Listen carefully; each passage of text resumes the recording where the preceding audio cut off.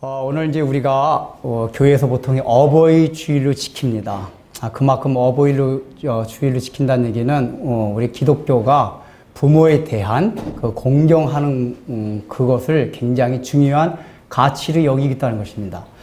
사실 이제 우리나라에 처음에 기독교가 전래될 때에 기독교를 박해한 이유 중에 가장 큰 이유 중에 하나가 뭐였냐면은 저 야소교 믿는 놈들은 부모도 모르는 놈들이다. 효도를 모르는 놈들이다. 왜냐하면 그 당시에 우리가 제사를 지내지 않았기 때문에 그 유교적인 생각에 사로잡힌 사람들에 있어서는 제사 안 지내는 것이 부모님에게 효도하지 않는 것으로 치부되어서 굉장히 이제 기독교가 핍박을 받았습니다. 그러나 사실 기독교만큼 부모에게 효도를 강조하는 종교가 이 세상에 어떤 종교나 철학에서도 나타날 수가 없습니다. 유교도 사실은 우리보다도 부모에 대한 공경을 더 가르치지 못합니다. 거기는 부모가 돌아가신 다음에 제사를 통해 가지고 부모 공경하는 걸 더 많이 가르치지만은 우리는 살아있을 때 부모를 누구만큼 공경해야 되냐면 하나님만큼 공경하라고 성경은 가르칩니다. 그렇기 때문에 사실은 우리 기독교가 우리 세상 사람들한테 알려줄 때 우리는 가장 부모들 또 어른들을 공경하고 효도하는 게 우리다 하는 것을 나타내 줘야 합니다. 또 젊은 사람들은 예수를 딱 믿는 순간 그 순간부터는 집에서 부모님께 효도하고 부모님을 공경함으로써 그 부모님을 통해 가지고 야 제가 예수 믿더니 이렇게 달라지고 어른을 대하는 태도 부모를 대하는 태도가 저렇게 달라졌구나 이런 걸 느끼시게 우리 그리스도인들이 만들어야 합니다.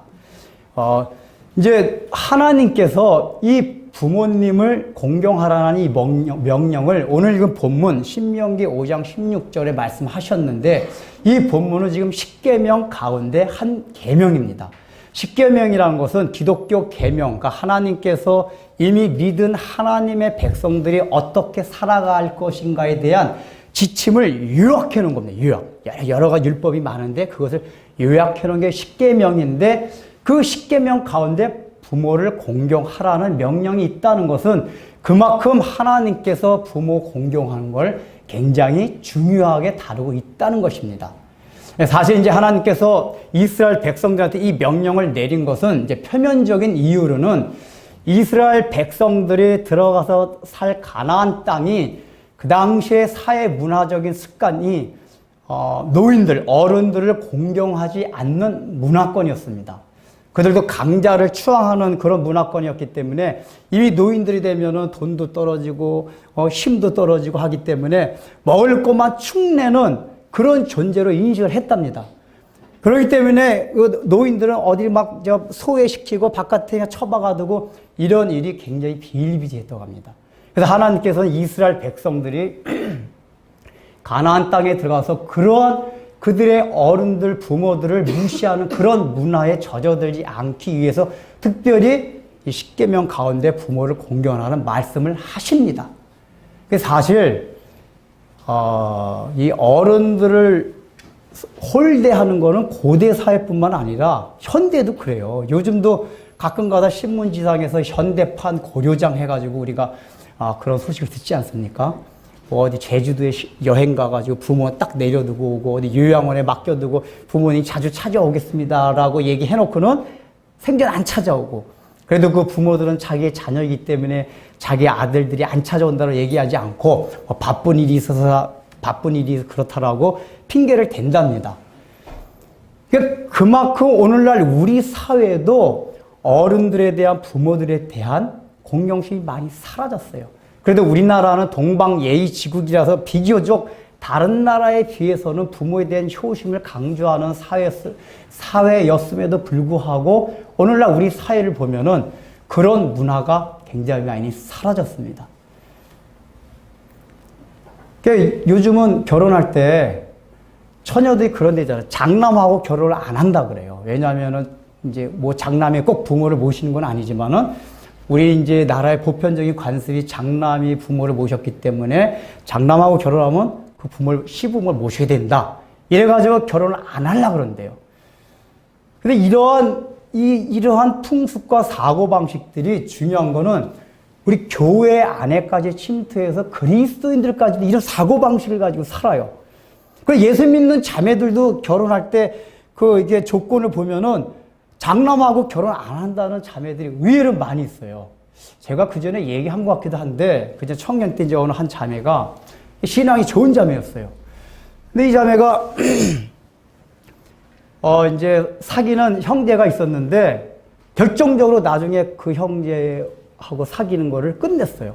그래서 제가 나중에 이제 얘기를 들어보니까 왜 그 형제와의 사귐이 끝났냐 하면은 막상 이제 그냥 이제 사귈 땐 괜찮았는데 이제 오랜 사귐 끝에 결혼하려고 딱 생각하니까 이 자매가 현실적인 것들이 생각난 거예요. 근데 그 현실적인 생각이 뭐였냐면은 그 형제의 그 시어머니가 건강이 굉장히 안 좋았대요. 그러니까 결혼하는 순간부터 그 어머니를 모시고 살아야 되는 거예요. 그러니까 맨날 이제 그 건강을 챙겨 드려야 돼. 그렇게 하는 게 굉장히 힘들 것 같이 생각이 든 거예요. 그래서 오래 사귀던 형제를 결혼 안 하고 사귐을 끝냈어요. 근데 재밌는 거는 이 자매가 그 전에 우리 교회에서 청년들이 뭐 양로원, 그 다음에 어린이집 이런데 뭐 이렇게 봉사를 많이 했단 말이에요. 근데 그런데 봉사는 잘 가요. 그러니까 교회에서 하는 봉사는 열심히 잘해요. 그러면 주로 한 달에 한 번씩 하니까 또 청년들께 우르르 몰려가고 얼마나 재밌어요. 봉사는 하긴 하지만은 청년들 신앙을 믿을 수가 없는 게 우르르 신앙. 제가 맨날 우르르 신앙이라고 청년들 평가하는데 결혼해봐야지 알아. 해봐야지. 우르르 가가지고 봉사하니까 뭐 이제 청년들 또 처녀 총각기 때 얼마나 재밌어요. 또 마음에 드는 뭐 형제나 자매에서 더 재밌고.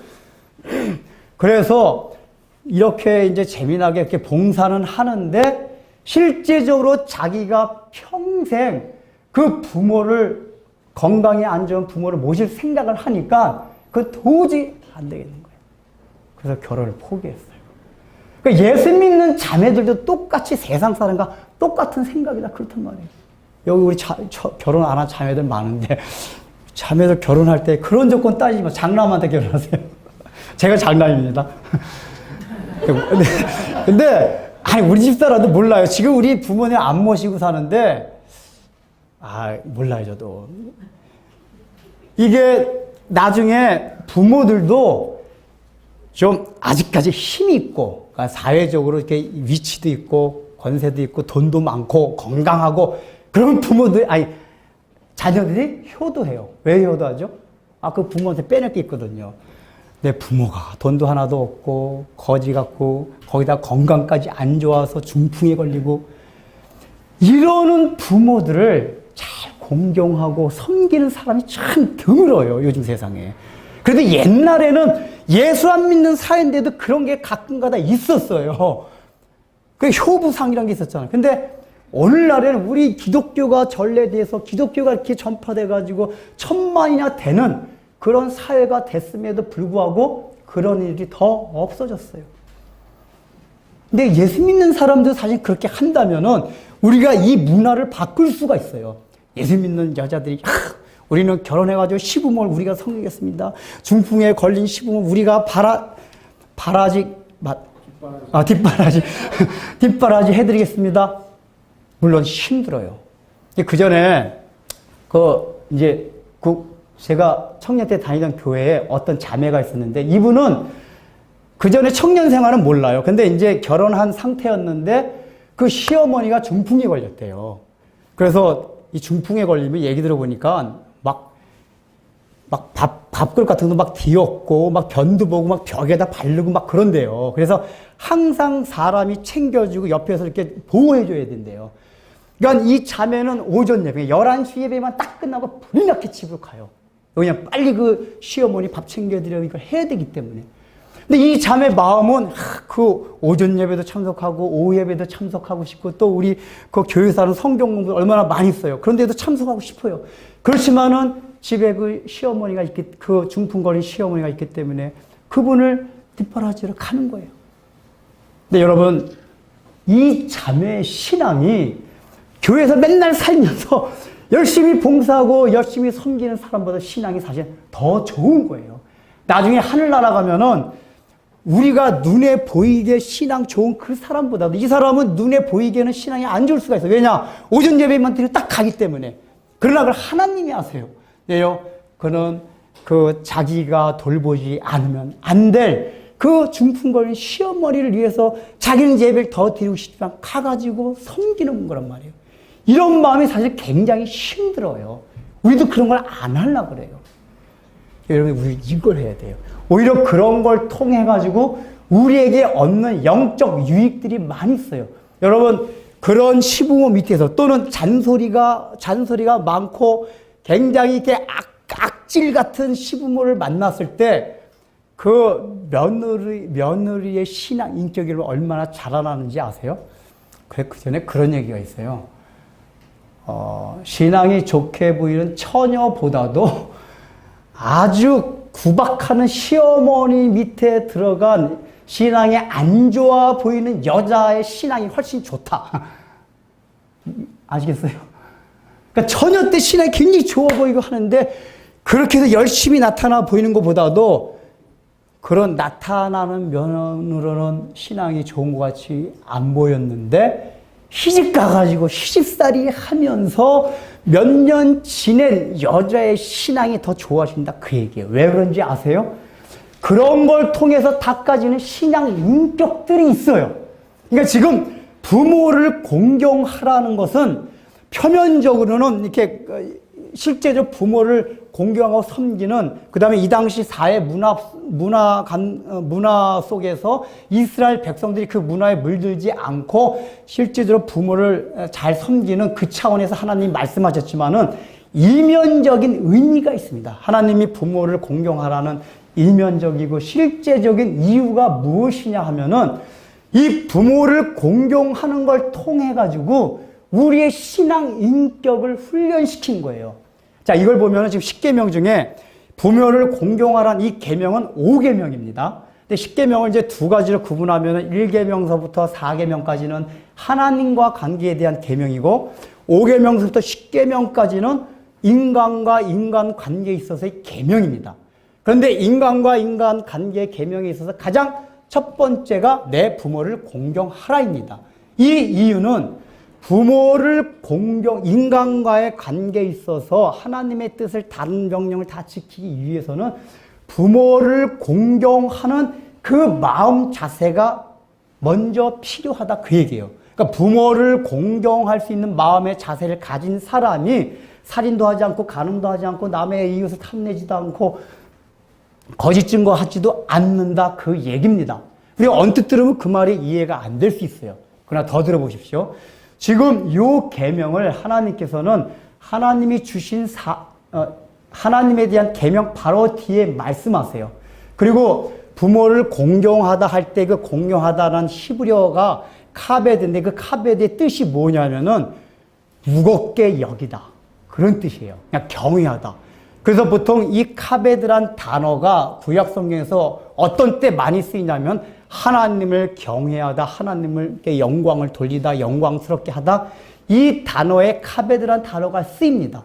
근데 지금 성경은 부모를 공경하라고 할 때 그 단어를 하나님을 경외하고 하나님을 공경하라고 하는 그 단어와 똑같이 쓰여요. 이 얘기는 뭐냐? 부모를 공경하는 것은 하나님을 공경하는 것과 똑같다 그 얘기입니다. 또 다른 말로 부모를 공경하는 마음은 하나님을 진정으로 공경해야지만이 진심으로 부모를 공경할 수 있다 그 얘기입니다. 자, 요거를 더 자세히 이제 풀어서 말씀드리면은 제가 그 전에 이제 안식일을 설교하면서 그 얘기를 드렸는데 이 율법이라는 건 뭐냐면 하나님이 주신 계명이라는 거는 하나님이 가진 어떤 속성과 구원의 원리를 메시지화하기 위해서 우리에게 주신 게 계명입니다. 그렇다고 이 부모를 공경하라는 것은 원래 하나님이 절대 권위자세요. 우리를 창조하셨기 때문에 절대 권위자인데 이 절대 권위를 부모를 통해서 우리에게 나타내시려고 하는 겁니다. 다시 말하면 뭐냐면은 하나님의 권위를 부모에게 대리 위임시킨 거예요. 그래서 부모에게 순종하고 부모를 공경할 때마다 이 부모에게 그 권위를 위임하신 하나님의 권위를 생각하라 그 얘기입니다. 그럴 때에 우리가 진심으로 하나님을 향하여서도 마음에 공경하고 하나님의 권위에 순복할 수 있는 마음이 생긴다는 얘기입니다. 그런데 우리는 부모를 우리가 이제 일상적으로 유교적인 데서 말하는 거는 부모의 권위를 인간으로부터 왔다고 생각해요. 그렇기 때문에 부모가 자녀 위에 막 군림하려고 합니다. 그 권위가 권위주의로 탈바꿈이 돼요. 그래서 옛날에 보면은 이게 내 소유인데 내 마음대로 하면서 자기 아이들을 막 폭력을 쓰고 막 그냥 그 아이들한테 막 대한 경우들이 많이 있어요. 그게 왜 그러냐면 그 아이가 내 소유고 나로부터 나왔다는 인식이 있어서 그렇습니다. 그러니까 유교에서 말하는 부모 공경 사상은 결국 근원이 어디냐면 인간으로부터 나왔어요. 내 분신이고 내가 낳았기 때문에 또 나를 낳아 주셨기 때문에 공경해야 된다 이겁니다. 근데 그렇게 되면은 공경하지 않을 경우도 있을 수가 있어요.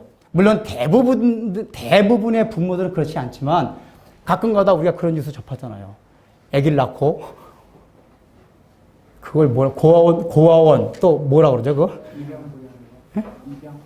입양 치거나 또 하여간 고아원 같은 데 보내잖아요. 우리 그전에 봉사 맨날 갔었는데 이름이 생각이 안 나네. 미혼모가 낳은 아이들 이렇게 하여간 그런 고아원 같은 데 보내요. 그 사실은 이 부모는 물론 그 부모의 딱한 사정이 있는 게 사실이에요.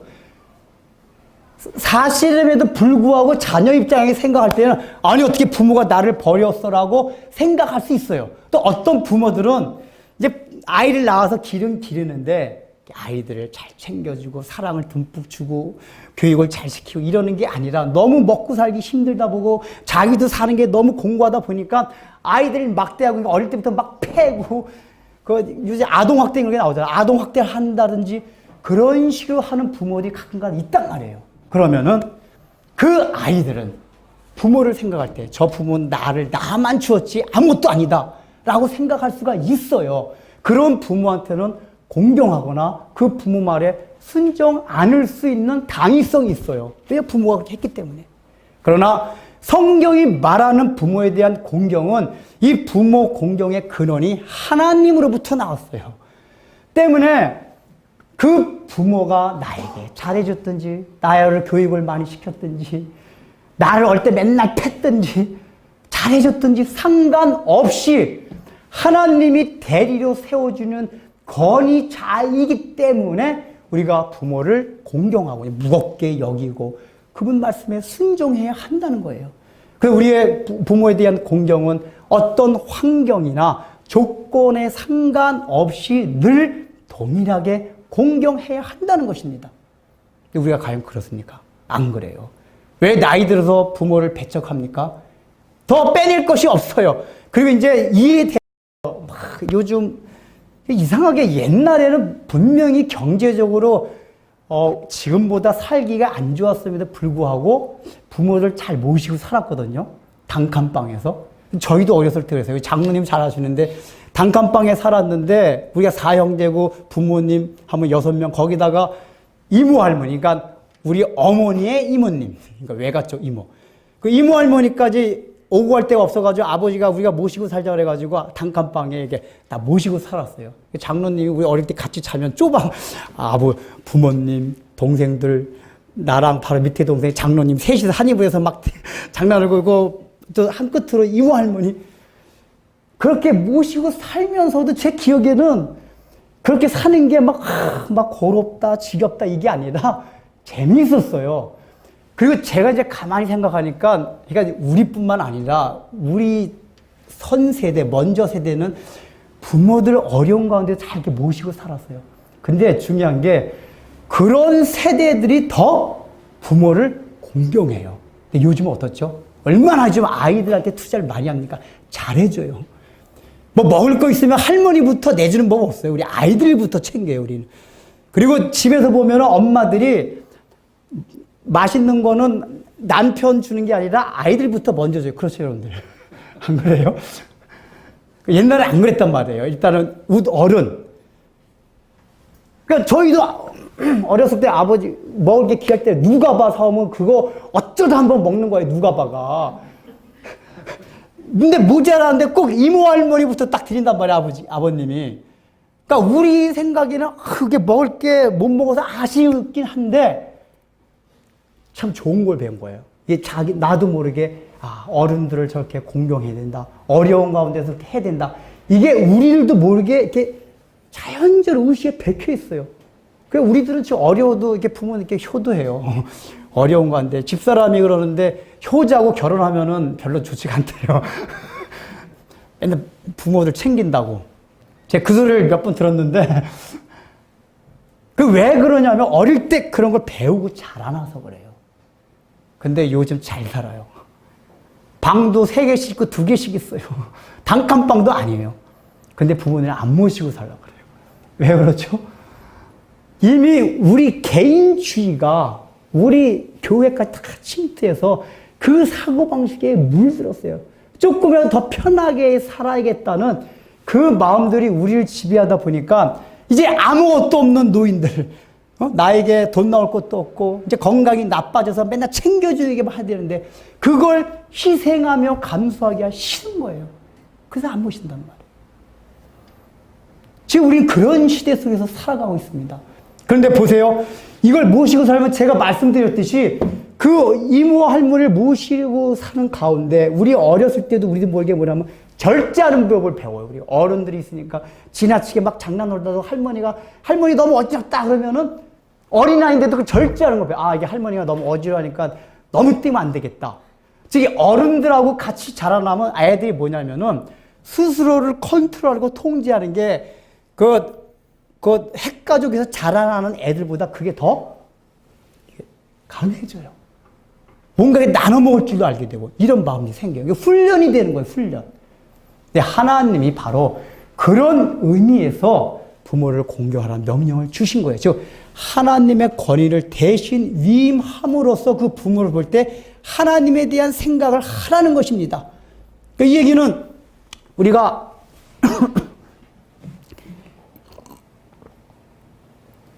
죄송합니다.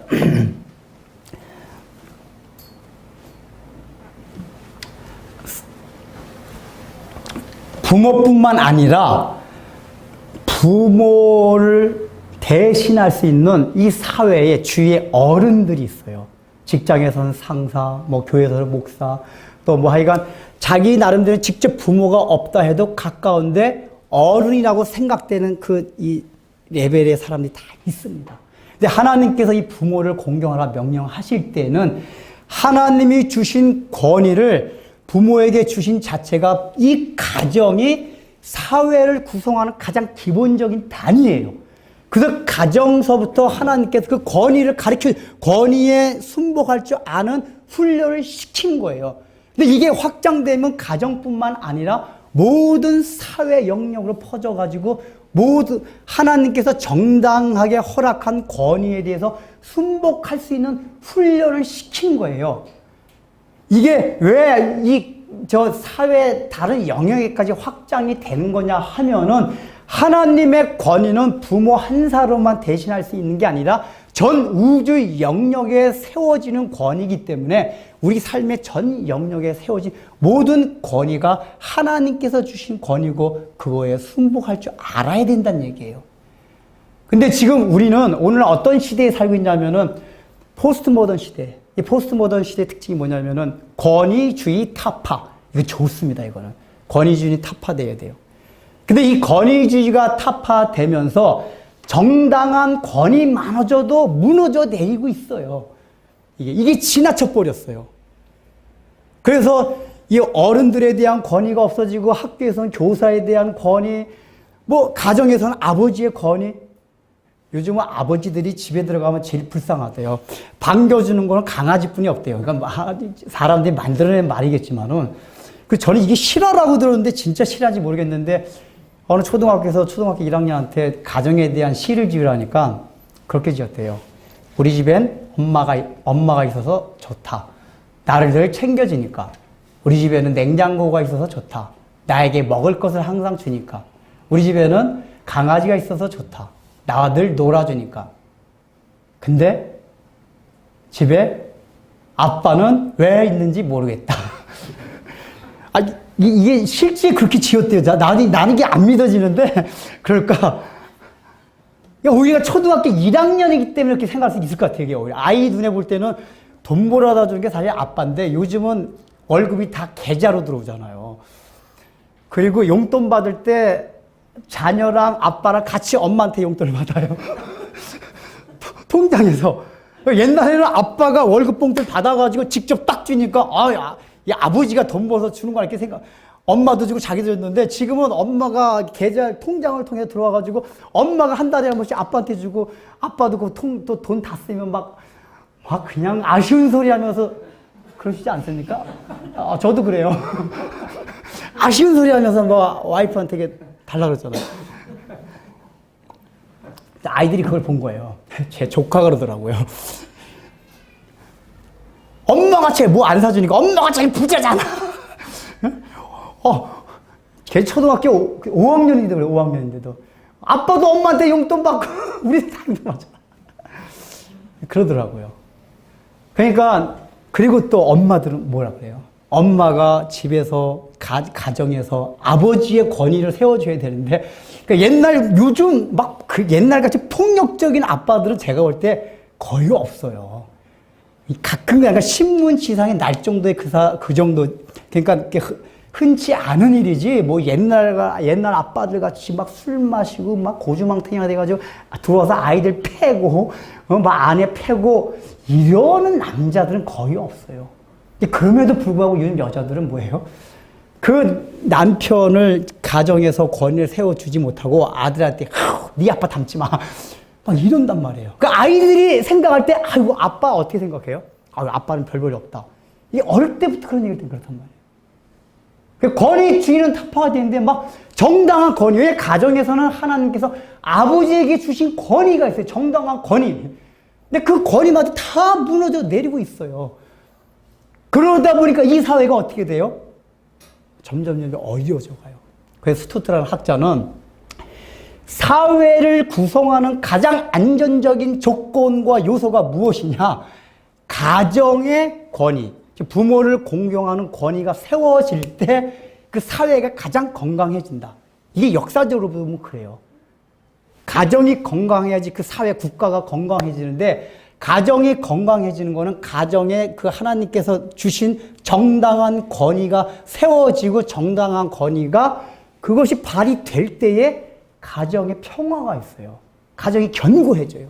근데 이게 없어지면은 가정이 흔들리고, 나중에 사회도 흔들리고, 그렇게 된단 말이에요. 오늘날 우리는 이런 권위가 무너져 내리고 있는 시대에서 하나님이 이 말씀을 해주신 거예요. 모든 권위 앞에 순복하라, 그 얘기예요. 그러면은 이 권위 앞에 순복하는 것이 왜 중요하냐? 이걸 알아야 돼요. 하나님, 굳이 왜 꼭 그 남의 권위에 들어가서 그걸 순복하는 게 우리 신앙의 훈련이 됩니까? 라고 여러분이 생각하겠지만은, 우리 인간은 기본적으로 본성상 어떤 마음이 있죠? 남한테 간섭받기 싫어해요. 누가 뭐라 그러면 거기서 승질 내려고 그래요. 자존심. 제가 창세기 강의하면서 많이 말씀드렸지만은, 선악과를 따먹었다는 것 자체가 뭐냐, 인간의 자존감이 극대화되는 거란 말이에요. 그런 자존심이 있기 때문에 누구 밑에 들어가서 굴복하고 이런 건 싫어해요. 요즘 젊은 사람들 특히 그렇죠. 제가 남의 선생님한테 그랬어요. 그 전에 직장 구하면은 직장 상사가 뭐라 그래도 거기에 그게 신앙과 위배되지 않는 이상은 거기에 순복할 줄 알아야 된다. 그 순복하는 걸 통해서 뭘 배우느냐?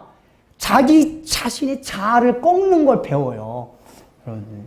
근데 권위 아래 들어가 있지 않으면은 자아가 꺾이는 거 못 배워요. 여러분들 사실 우리가 직장 생활하면 직장 상사의 권위에 굴복하게 되잖아요. 싫든 좋든. 싫으면서도 굴복해요. 목구멍이 포도청이다. 근데 굴복하면서 어떻게 되죠? 야, 나 옛날 성질 많이 좋아졌다. 그런 얘기 안 합니까? 아주 그 상사, 아주 까다로운 상사 만나가지고 한 10년 있으면은 그런 말이 나와요. 야, 내 성질 정말 성격 나 좋아졌다. 왜냐하면 그 상사 밑에서 순복하는 게 얼마나 힘들어요. 자기를 깎아야 돼요. 자기를 눌러야 돼요. 자기를 죽여야 돼요. 이렇지 않으면은 그 권위 앞에 순복할 수가 없어요. 그래서 하나님이 우리 인간의 이런 본성적인 죄악 때문에 그 권위 앞에 순복하도록 만든 거예요. 하나님으로부터 오는 권위는 뭐예요? 그렇다면 이 하나님으로부터 오는 권위는 또 다른 특징이 뭐냐? 하나님으로부터 왔기 때문에 이 권위는 정당하면서 또한 제한적입니다. 옛날에 유교에서 말하는 부모의 권위는 부모가 자식을 낳았기 때문에 그 권위는 무한대였었어요. 부모가 자식을 죽여도 죄가 없다고 할 정도로 무한대의 그런 권위가 있었어요. 그러나 이 권위는 우리가 가진 부모의 권위도 그렇고 우리가 사회생활 살아가면서 직장에서 또는 다른 여러 분야에서 어떤 주어진 권위들이 제한적이라는 것. 그래서 절대로 권위주의에 빠질 수 없는 게 하나님으로부터 오는 권위예요. 이 권위를 지었기 때문에 뭐냐면 권위를 행사하는 자는 겸손한 마음으로 피권위자한테 그것을 행사하라 그 얘기입니다. 그래서 에베소서 6장을 보면은 바울이 이제 그 가정에 대한 얘기를 하면서 자녀들아 부모에게 순종하라 이것이 하나님의 뜻이냐 이런 얘기를 합니다. 그런데 계속 무슨 얘기를 하냐면은 그거 얘기해놓고 아비들아 너희 자녀를 노엽게 하지 말라. 또 종들아 너희 상사들에게 정당한 상사들에게 순복하라 말해놓고 또 상사들아 너희 종들 너희 하인들 아랫사람들을 내 몸 아끼듯이 아끼고 사랑하고 그렇게 은혜를 베풀면서 아랫사람 부려라. 이런 식으로 그러니까 권위자와 피권위자를 계속 상호 교화하면서 말씀을 해주십니다. 이 얘기가 뭐냐면은 권위를 받은 사람도 나 또한 뭐예요? 권위 아래 있는 자다. 그 얘기예요. 그러니까 우리가 이 땅을 살아가면서 내가 부모로서의 권위를 하나님께 받았습니다. 그러면 자녀들은 당연히 부모한테 그 권위에 순복하고 공경을 해야 돼요. 근데 반대로 나는 부모로서의 권위를 받았지만 또한 이것도 하나님께로부터 왔다는 겸비한 마음을 가지고 자기 자녀들한테 무소불위의 권위를 행사하는 것이 아니라 뭐예요? 자녀들을 노엽게 하지 말란 얘기는 뭐냐면 인격적으로 대하라 그 얘기예요. 내가 가진 권위가 그런 막강한 그런 권위가 아니라 하나님으로부터 왔기 때문에 나도 하나님의 권위 아래에 있는 자입니다. 라는 생각을 하면서 자녀들 대하라 그 얘기입니다. 이것이 모든 사회 영역에서 마찬가지예요. 그래서 이 하나님으로부터 왔다는 그 근원으로부터 왔다는 그 권위가 오히려 권위주의를 타파할 수가 있고 또 권위를 행사할 때도 겸손한 마음으로 또 그 권위를 행사받는 사람이 그 권위에 자원하는 마음으로 순복할 수 있는 그런 마음을 만들어요. 원래 그 권위와 권위주의의 뜻이 뭡니까? 권위라는 거는 상대방이 많은 사람들이 자원하는 마음으로 굴복하는 거, 영향을 주는 거, 그걸 말합니다. 근데 권위주의라는 거는 다른 사람들은 인정을 안 하고 순복을 안 하려고 하는데 자기 스스로 내가 권위 있다고 생각해가지고 그걸 윽박지르듯이 군림하는 게 권위주의예요. 근데 하나님으로부터 오는 권위는 그런 권위주의가 아니라 정당한 권위, 겸손한 권위를 행사할 수도 있다 그 얘기입니다. 그러면은 이제 마지막으로 하나님께서 부모를 공경하고 순종하는 자에게 내리시는 복이 있습니다. 이제 부모를 공경하라 그랬고 에베소서 6장 1절에서 3절 보면은 바울이 또 무슨 말을 하냐면은 공경하라는 말씀을 하시면서 부모에게 순종하라고 얘기를 합니다. 그러면 이 얘기는 다른 모든 권위에 대해서도 마찬가지예요. 근데 거기에 하나 조건을 답니다. 주 안에서 순종하라. 주 안에서. 예를 들면 부모님은 우리는 무조건 공경하고 순종해야 돼요. 근데 부모님이 너 예수 믿지 마. 이러는 명령에 대해서는 우리가 그 명령에 순종할 수 없다 그 얘기예요. 왜요? 그거는 하나님의 법과 위배가 되기 때문에 야, 너 우리가 너무 어려운데 도둑질 해와. 물론 그런 부모들은 없겠지만 직장 상사도 마찬가지예요. 우리는 직장에서도 직장 상사의 명령을 순복을 해야 돼요. 근데 직장 상사의 명령이 하나님의 법과 대치되는 걸 내실 때도 있어요. 왜냐면 야 같이 우리 같이 뇌물 받아가지고 같이 나눠 먹자. 뭐 우리 그 비일비재 하잖아요. 이런 때 그리스도인들은 그게 직장 상사, 하나님이 내려주신 정당한 권위라 할지라도 그걸 거부해야 된단 말이에요. 순종할 필요가 없어요. 부모들도 그렇단 말이에요. 여기 이제 믿지 않은 부모도 있을 거예요. 믿지 않은 부모들이 내리시는 그런 말 가운데는 하나님의 말씀과 대치되는 거 있어요. 그럴 때는 거절을 하는데 우리가 알아야 할 게 뭐냐면 거절을 하되 공경하는 마음으로 거절을 해야 돼요.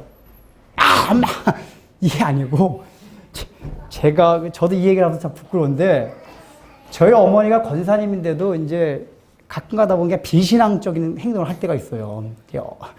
그전에 보니까 그 우리 조카 나가지고 애 이름을 짓는데 그 사주팔자 그 책을 사가지고 그러니까 점은 아니고 좋은 사주 뭐 한자 핵이 있대요. 뭐 그걸 어느 날 가보니까 막 보고 있더라고요. 내가 가가지고 막 성질 내면서 뭐 하는 짓이냐고 막 그 책 뺏어가지고 막 그자한테 찧어가지고 쓰레기들 팍 쑤셔 넣었어요. 근데 제가 이제 그거 끝나고 나서 하나님 용서해 주세요. 왜냐하면 그 행동 자체, 그러니까 그 어머니가 그 이름 준다고 사주 팔자 본 책은 분명히 잘못된 건데 저는 어떻게 행동을 취했어야 되냐면은 공경하는 말로 어머니, 저는 엄마라고 합니다. 그냥 이렇게 엄마 권사님이 이러셔도 되겠습니까? 이게 우리 신앙에 맞지 않는 거 아니냐? 이렇게 좀 정중하게 공손하게 이렇게 얘기해도 어머니가 다 알아들으세요. 알았다. 얘기할 텐데 그냥 가가지고 확 뺏어가지고 어머니 마음에 얼마나 상처 입으셨대요. 상처 입었겠어요. 그래서 저도 가끔가다 이게 다혈질이라 장로님이 엄마한테 그렇게 저한테 막 그 전에 이제 충고해주고 그랬는데 저도 이제 참 이게 나쁜 그건데 하나님과 명령에 대치돼서 거절을 해도 뭐예요? 정중하고 여전히 공경하는 마음을 가지고 부모한테 대하라고 해요. 너 교회 가지 마. 이게 교회 가지 마 하면 어떤 사람은 그래 가까이 하는 사람이 있고 되게 안 가! 이런 사람도 있더라고요. 그거 다 양극단이에요. 엄마, 내가 교회 가서 봐봐. 교회 가니까 생활도 더 나아지고 좋아지고 있지 않아? 부모들은 자식을 사랑하기 때문에 자식이 잘 되는 길이라면 절대로 만류하는 법이 없어요. 이 부모들은. 그럴 때 잘 얘기하고 잘 설득하고 공손하게 하면 부모가 다 설득에 넘어가요. 근데 거기다 성질을 내고 막 이러면 안 된다 그 얘기예요. 공경하는 마음을 가지고 거절해야 된다 그 얘기예요. 그게 부모를 무겁게 여기는 거예요. 그런 다음에 바울은 얘기합니다. 오늘 성경에서 말하고 있습니다. 마지막 구절 읽어보겠습니다. 마지막 하반절. 공경하라. 그리하면 내 하나님 여호와가 내게 준 땅에서 내 생명이 길고 복을 누리리라. 이 재밌는 게 이 십계명을 주시면서 하나하나에 대해서는 하나님이 어떤 복을 주신다는 얘기를 안 했어요. 근데 유독 부모 공경에 대한 명령에서만 내가 이 땅에서 오래 살고 복을 받으리라는 그 약속을 해주셨어요. 근데 이게 신약성의 에베소서 6장 1절에서 3절 보면은 바울도 동일하게 신약성경에 육신에 대한 축복을 약속해 준 구절이 한 구절도 없습니다. 다 영적인 복만 얘기해요. 그런데 사도 바울이 6장 1절에서 3절 보면 내 부모에게 주 안에서 순종하라 이것이 옳으니라. 그리고 내 부모를 공경하라. 그리하면은 너희 자녀들이 이 땅에서 장수하고 복을 받으리라 라는 약속을 해요. 이 얘기는 일단 표면적으로는 어떤 뜻이냐 하면은 하나님께서 이 명령을 주실 때 신명기에서 내가 이 땅에서 오래 살리라 그 얘기 여기서 이 땅은 가나안 땅을 말합니다. 이 신명기를 주실 때 이스라엘 백성들은 아직까지 가나안 땅에 들어가지 않은 상태였었어요. 그런데 가나안 땅에 들어가서 너희가 오래 살게 되리라 그 얘기를 이렇게 표현하신 겁니다. 그리고 거기서 가나안 땅에서 받는 복을 너희가 오래 계속해서 받으리라는 약속을 이렇게 주신 거예요. 그런데 중요한 건 뭐냐면은 가나안 땅이라는 게 뭐냐 하면은 하나님의 통치를 온전하게 받는 땅이 가나안 땅이에요. 그래서 레위기 19장 3절에 보면은 하나님 어떤 말씀을 하시냐면 너희 자녀들아 잘 들으라. 너희들은 내 부모를 공경하며 안식일을 기억하여 거룩히 지키라 라고 하나님 말씀을 하세요. 그러니까 다른 말씀 다 따로따로 하시는데 그 19장 3절에서 부모를 공경하는 것과 안식일을 지키는 걸 연계해서 말씀하십니다. 이 얘기는 안식일의 의미와 부모를 공경하는 그 의미가 연결되어 있기 때문에 그래요. 여러분, 안식일의 의미가 무엇입니까? 하나님이 창조주요 구속주요 고백을 하는 겁니다. 그러면서 내가 하나님의 통치 안에 온전히 들어감으로써 이 세상이 주지 못하는 안식을 누리는 것. 이게 안식일의 의미, 이 주일 지키는 의미란 말이에요. 제가 이제 설명드렸었죠? 기억 안 나세요? 근데 이 안식일의 의미가 부모 공경의 의미와 똑같다 그 얘기예요. 즉, 부모를 공경하게 되면은 내 권위 아래 들어가서 모든 사람의 권위 아래 부모의 권위 아래 들어가서 자기를 굴복하고 자기를 죽이고 자아를 누르는 법을 배우게 될 때 뭐가 온다 그 얘기예요? 하나님께 온전히 굴복됨으로써 세상이 주지 못하는 안식을 누릴 수 있다 그 얘기예요. 그러니까 실제적으로도 어릴 때부터 부모 공경을 잘하는 사람, 부모 밑에서 순복을 잘 배우는 사람이 여러분 잘 봐요. 사회적으로 잘 돼요. 그건 상식적으로 생각해서 그렇죠. 왜냐하면 부모가 자식 잘못되라고 하는 사람은 없어요. 항상 자식 잘 되라고 뭐 얘기를 해줘요. 공부 열심히 해라 이놈 새끼야. 신앙생활 열심히 해라. 모든 게 다 자식이 잘 되라고 하는 거란 말이에요. 그렇기 때문에 그 부모 밑에서 순복하는 걸 배우는 사람들은 자기 절제를 알게 되고 사회생활하고 인생을 살아가면서 어려운 일이 올 때도 그걸 잘 극복하고 사회생활에서 잘 적응할 수 있는 능력이 생기는 거예요. 그게 부모뿐만 아니라 모든 권위에 순복하는 훈련을 통해서 그게 생겨요. 그렇게 되면 당연히 오게 되는 게 뭐죠? 사회적으로 성공도 하고 돈도 벌게 되고 장사를 해도 그 순복하는 걸 배우니까 간슬게 다 내놓는 걸 배우는 거예요. 그러니까 장사도 잘한단 말이에요. 그래서 실제적으로도 육신적으로도 축복을 받게 돼 있어요. 부모를 공경하고 부모를 순종한 사람이. 부모를 순종 잘하나 공부도 잘하잖아요. 그런 원리란 말이에요. 근데 이게 영적으로는 그러면서 또한 하나님 앞에 완전히 굴복되는 걸 통해서 우리가 하나님의 통치 안에 들어가서 진정한 안식을 누릴 수 있다 그 얘기예요. 이게 뭐예요? 내 생명이 길고 복을 누리리라. 그러니까 이 땅이 주는 복, 우리가 이 땅에서 살아가면서 얻는 복들은 다 제한적이에요.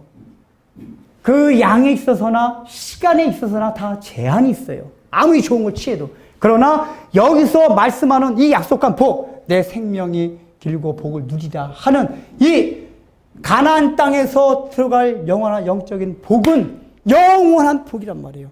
이 복을 누리게 되면 혹시 내가 세상에서 그런 누리게 될 복을 못 취했다 해도 복과 같이 여기면서 살아갈 수 있는 마음의 상태가 되는 거예요. 이해되시겠습니까? 여러분들이 이 말씀을 생각하면서 부모를 공경하고 순종하는 건 이 땅에서도 축복을 받고 영적으로도 축복을 받는 길이다. 이걸 명심하십시오.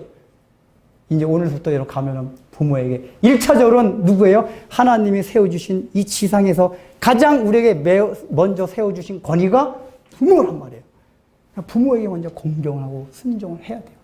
가끔가다 여러분들만 휴가 때 놀러 가지 마시고 이제 앞으로는 부모님 모시고 같이 놀러 가시고, 이 여자들 이상하게 꼭 부모들 데리고 가려고 이렇게 싫어해요. 우리 그 전에 내 부목사 있을 때 교회 보니까 제주도 아내가 제주도 가자라니까 남편이 제주도 가자니까 그 여자 집사님 나한테 얘기해. 야, 우리 뭐 홍 집사님이 뭐 제주도 가자고 자랑을 하더라고 저한테. 그러냐고. 그 다음 주에 얘기 들으니까 깨졌대요. 왜 그러냐니까 그 남자 집사님 생각에는 부모님을 모시고 갈 생각을 하고 얘기한 거래요. 근데 아내가 그 얘기 듣더니 기분 확 잡치더래요. 왜 우리끼리 오붓하게 아들 둘 이렇게 딱 둘이만 가야지 거기 부모가 끼냐. 우리 이런 사고방식이 버리자 그 얘기예요. 제발 좀. 예수 믿는 사람들은. 여러분들 이게 핵가족이라는 게 이게 그러니까 핵가족 자체의 이 시스템 문제가 아니고 핵가족으로 인하여서 인한 그 사고방식이 성경적인 사고방식이 아니에요. 근대 계몽주의 이후에 개인주의로 인한 그렇게 생겨난 사고방식이지 성경에서 나온 게 아니에요. 그래서 오히려 서양 사회에서도 청교도들, 그 전에 청교도들은 막 3대, 4대가 함께 모여 살았어요, 여러분들. 그거 모르시죠? 우리 서양 하면 막 개인주의가 팽배해가지고 핵가족만 있을 것 같지만은 청교도 집안들이 보면 다 막 3대, 4대 다 이렇게 모여 살았어요.